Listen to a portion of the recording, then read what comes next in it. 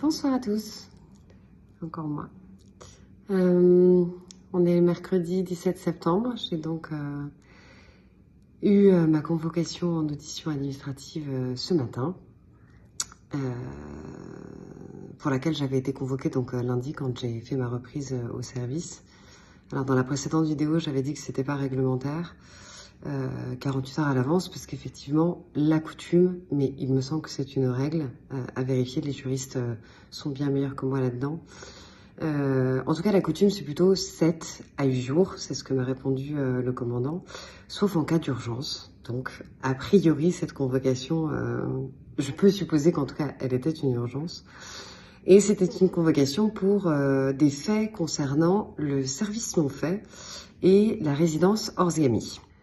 Alors, concernant le service non fait, il se trouve que après ma disponibilité en novembre 2021, quand j'ai repris du service, j'ai été contactée par Flavien Benazet, qui est toujours d'ailleurs le secrétaire général du SNUIPN, qui est donc un syndicat qui est au sein de la FSU, pour me demander d'être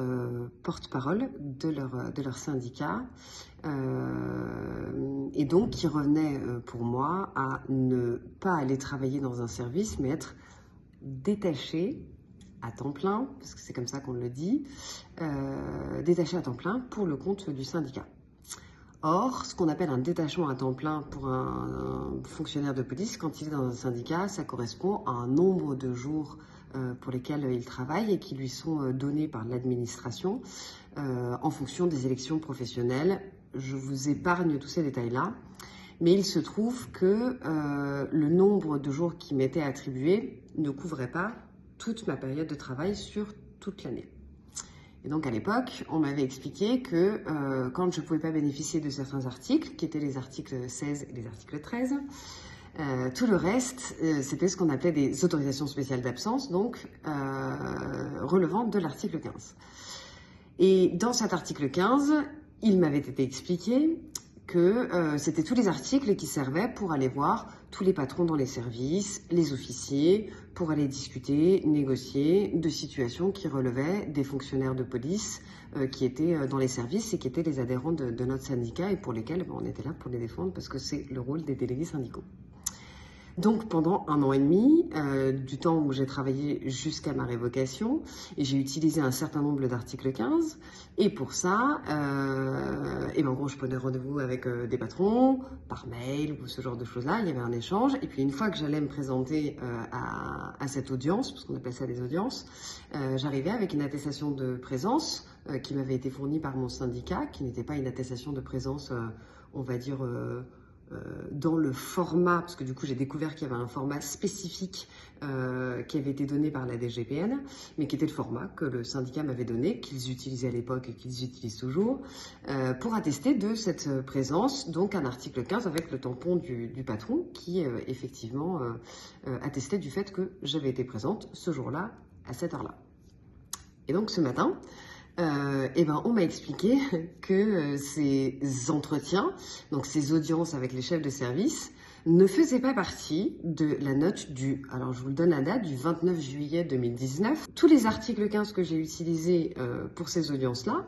ils considèrent que le service n'a pas été effectué, donc que je n'ai pas travaillé concrètement à la défense des fonctionnaires. Et de ce fait, si la procédure va jusqu'à son terme, ça veut dire que le nombre de jours où ils estiment que je n'ai pas effectué mon travail, c'est-à-dire 42, vous faites fois le nombre, l'équivalent salaire d'un jour, je ne sais pas exactement combien c'est. Et ça, dans ces cas-là, c'est pas une sanction, c'est une imputation sur mon salaire. Donc ils vont pouvoir potentiellement me reprendre 42 jours de travail que j'ai effectué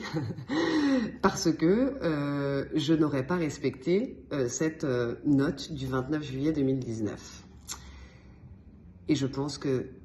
de nombreux délégués syndicaux, quelles que soient les organisations syndicales dans lesquelles ils sont exactement dans la même situation que moi, parce que pour en avoir appelé certains aujourd'hui, parce que bien évidemment j'ai quand même confirmé ces allégations. Et ben je sais que ça fonctionne comme ça partout en pratique. Donc soit la préfecture de police de Paris va entendre tous les délégués syndicaux de toutes les organisations syndicales,